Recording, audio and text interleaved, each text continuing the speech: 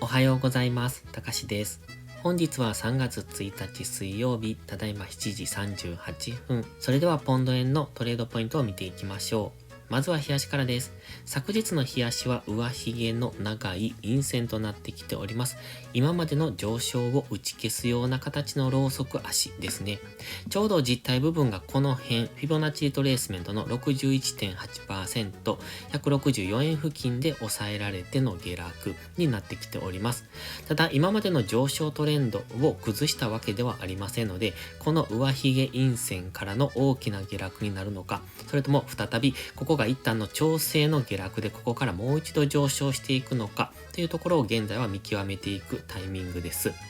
現在 GMMA の青帯は下から上に向かってきてます。現在収束中ですので、ここからトレンド転換に向かっていけるのかどうかという、そういうタイミングに入ってますので、今はもう一度 GMMA に接触するような動き、もしくは現在地付近で日柄調整をして GMMA が上昇してくるような動きを待っているタイミングなのかもしれないですね。現在ストキャスティクスは高値圏からデッドクロス、3回目のデッドクロスです。ですので一度この過熱感が解消するぐらいまでは下落傾向になるのかなという、そういうイメージを持てますね。なのでここからどんどん上昇していくというイメージではなく、上昇してもやはりもう一度下げてくる、ストキャスティクスの過熱感がある程度解消するところまでは下げてくるのかなと。ただ下げ幅がかなり大きくなる可能性がありますので、もし GMMA 接触までの値幅調整をするのであれば、162円とか161円台ぐらいまでは下落する余地がありますので、そこは注意なんですが、まだ買い足の上昇トレンドを崩すまでは基本的に下がったところを買っていくというのがいいかもしれません。ただし昨日の日足、大きな長い上髭というのは印象的ですので、上がったところは売られやすくなってきますので、そちらも注意が必要です。では4時間足です。今4時間足このオレンジの上昇チャンネルがありまして、そこを上抜けてきて、今その上限にタッチしたところ、昨日結構強めに上昇しましたので、この高値ですね、ここの過去の高値167円を目指しに行くと思いましたが、もう少し上昇しきれずに終わったところですね。フィボナッチラインの 78.6% の 166.293 というところの手前で折り返してきております。そして昨日の下落の陰線は結構大きいですので、基本的には本日じりじりと上げたところは売られやすい、そんな試合ではあります。ただし4時間足の上昇トレンドまだ崩していないんですよね。まだ綺麗な上昇トレンドを作っていて、その押しをつけたというふうにも見えますので、ここからの上昇も考えたい。つまり GMMA の青帯に接触する付近、現在地付近ですね。その辺からは買い圧力も入ってくると考えられますが、昨日のこの大きな陰線、日足の長い上髭部分というのもありますので、上がったところは売られやすい試合でもあります。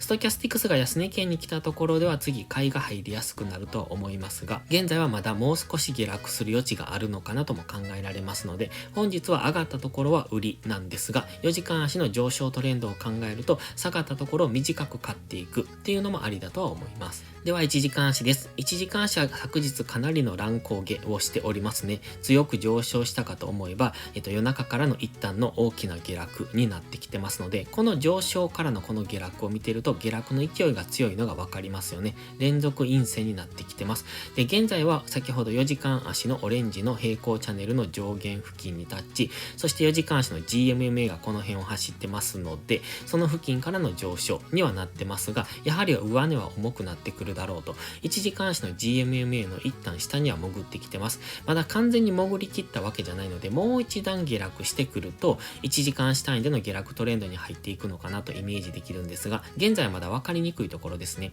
4時間足の上昇に入っていきそうなところでもありますし、1時間足ではトレンドが変わりそうなところにもあります。一応1時間足の目線切り替えポイントここにしてるんですね。紫のラインの 161.194 なんですが、もう少し細かく見ると昨日のここ164円ぐらいを1時間足の目線切り替えポイントと見ることもできますので、そうなると現在は1時間足の目線が下、4時間足は上っていうところで分かりにくい動きをするだろうというところには来てます。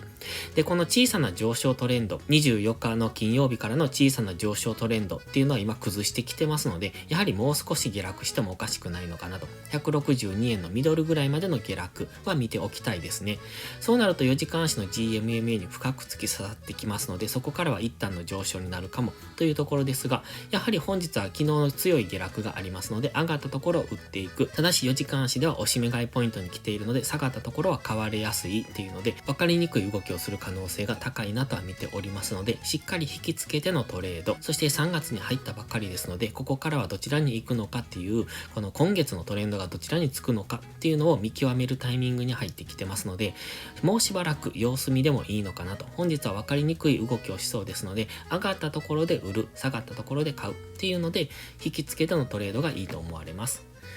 それでは本日は以上です。この動画が分かりやすいと思ったら応援をお願いします。皆さんの応援がより多くの初心者の方へこの動画をお届けすることにつながります。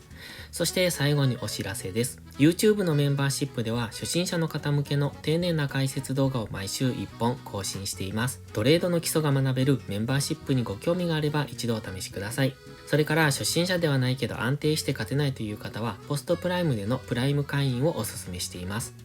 こちらは2週間の無料期間がありますので、その期間をご利用いただき、自分に合うかどうかを検証していただくのがいいと思います。まずは行動しないと何も変わりませんので、無料期間を上手にご活用ください。詳細は概要欄にあります。また iPhone や iPad の YouTube アプリにはメンバーシップボタンが表示されない場合がありますので、Safari などのブラウザーから YouTube にログインしてからお申し込みをお願いします。それでは本日も最後までご視聴ありがとうございました。たかしでした。バイバイ。インジケーターの使い方解説ブログを書きました。GMMA、ストキャスティクス、MACD の使い方について詳しく書いてます。まずは一度目を通してみてください。きっとスキルアップのお役に立てると思います。インジケーターは何気なく表示させるのではなく、理解して使いこなすことが大切です。また、インジケーターを使ったエントリー手法のテキスト販売を始めました。こちらは初心者から中級者向けですが、初心者の方向けの初級編もご用意しています。勝つための聖杯なんてありません。だからこそ地味にコツコツとスキルを積み上げていくものです。このテキストはそんな方のお力になれると信じています。せっかく FX を始めたのですから、明るい未来を夢見て頑張りましょう。